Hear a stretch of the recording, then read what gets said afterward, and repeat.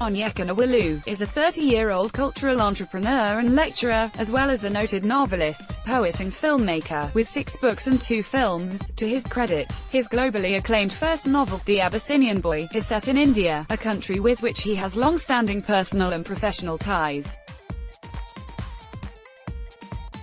Nwelue grew up in Aziokenesu, a village in Imo State, and has kinship ties to Flora Nwapa, a pioneering female novelist, whose life he chronicled in The House of Nwapa. Groomed for the Anglican priesthood, he became an atheist and bolted for India at 18, then returned to read anthropology and sociology at the University of Nigeria. After 2 years, Nwelue quit and took flight again, first to study scriptwriting in Noida, India, then to attend the Prague Film School, in the Czech Republic.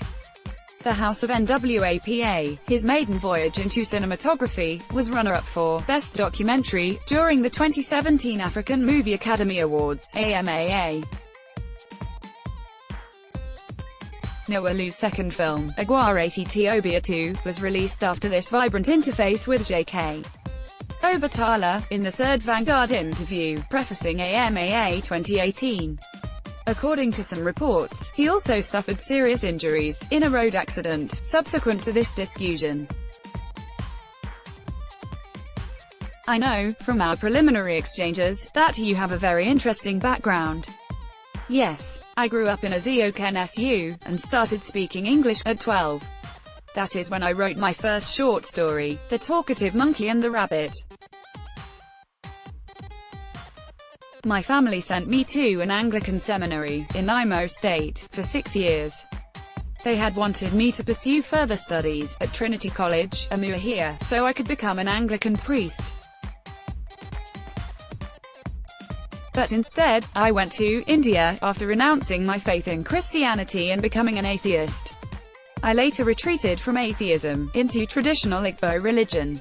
Why? I read a book, entitled The Water Goddess in Igbo Cosmology, Ogbide of Aguta Lake by Sabine Gel-Balson, a German anthropologist, whom I finally met. In fact, she supported my documentary on Flora Nwapa, The House of Nwapa, which was nominated for the AMAA.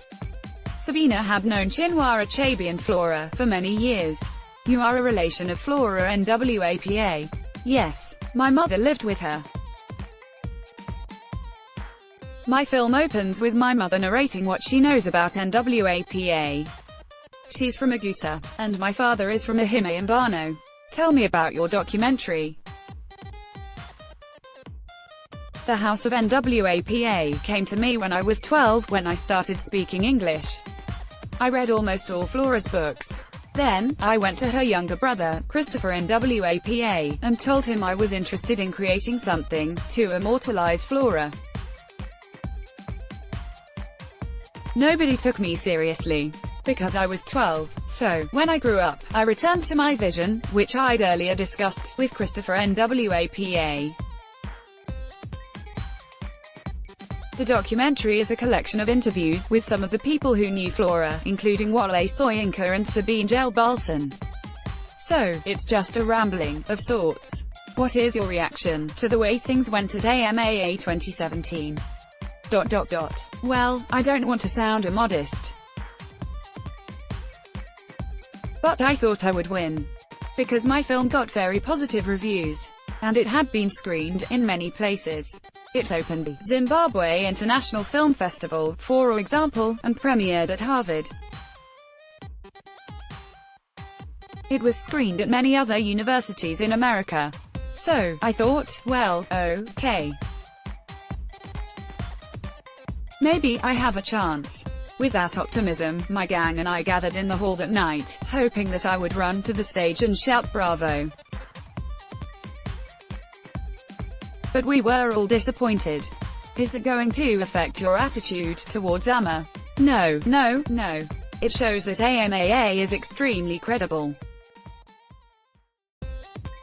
Because I have a good relationship with both AMAA executives and the jury. They only started talking to me after the awards. During breakfast, I saw you with Ayuko Babu and other jurors. I know Babu and Asantewa well from the Pan-African Film Festival in Los Angeles. But he was pretending like, oh, I don't want to. He effectively started a new relationship. So, it was a little bit funny. During breakfast, they didn't talk to me. But after EMAA, they were all hugging me. I said to myself, like, these guys are really crazy. They don't want anybody to influence them, which is very, very good. I think EMAA is really credible. Because, if you check what happened last year, the French-speaking countries walked away with almost everything. And we, the hosts, essentially lost out. Nigeria has been a leading producer for a long time. Not in the documentary category. Because we don't know how to preserve culture. That's why I love Wole Soyinka when it comes to those kinds of things. He gives you information in the form of non-fictional books to educate younger people. Generally speaking, this attitude only exists in francophone countries. We Nigerians are not interested in projecting from the past to make provision for the future. You've raised an important issue. I'm in a field called archaeoastronomy, the study of how past cultures used celestial bodies. Nigeria could be a world leader. Because there are some fascinating sites here. But they're being lost. Nobody is interested. How does one attack this problem? Well, that's what I'm trying to do, in my own way. At AMAA, there were only 2 Nigerian films, in my category, out of about 8 entries. But the other production, Femi Odubemi's Makoko, Future Afloat, was about the present. My interest is in making documentaries about the past. Because that's the way you make provision for the future. The idea is to make documentaries on historic people. Some, like J.P. Clark, were difficult to deal with. Eli Chiamada also made things difficult for me, and then he died. Now, nobody knows anything about Eli Chiamadi. In Nigeria, there is a huge generational gap between older and younger people. Our elders, apparently don't want to bridge the historical void. That's going to affect the way we grow, as a nation. The idea is for the older ones who can tell stories, to tell them. The ones who can give information, should give it. What was your operating budget for the House of NWAPA? I went online, in the USA, through GoFundMe, to seek funding, and I also borrowed money. So, I didn't have any budget. I borrowed money, because I had to travel to Norway, to get footage of Flora. You couldn't find any information in Nigeria? No. Because there's only one recorded interview, one documentary on her, done in 1987. I had to acquire it in Oslo. I went to India, as well. Why did you go to India? I went there to see Professor Mani M. Mati, Dean of Humanities, Manipur University. He translated Chinua Achebe's Things Fall Apart and Flora NWAPA's first book, Efuru, into his language, Manipuri. He has never been to Nigeria. But when he took me around his town, he showed me things he saw in Flora's description of Aguta, that are similar to where he lives. We went to a lake that is reminiscent of Aguta's famous lake. We sat by the water and talked. I needed to have the feel of it. Since you're interested in studying the past, did he mention the Smang, or any other ancient African people, in that country? You were referring to Sedis of India, in Gujarat. No, the Sedis are comparatively recent. They came a few hundred years ago. But the original colonizers of India arrived from Africa, perhaps 80,000 to 120,000 years ago. Yes. From Ethiopia. Well, East Africa. They came from Abyssinia. That's why I titled my book, Abyssinia. They went through the southern part of India. So, the South Indians are called the Dravidians and the Abyssinians. My book is based on India, i.e., it's set in India. So, I have had a very long relationship.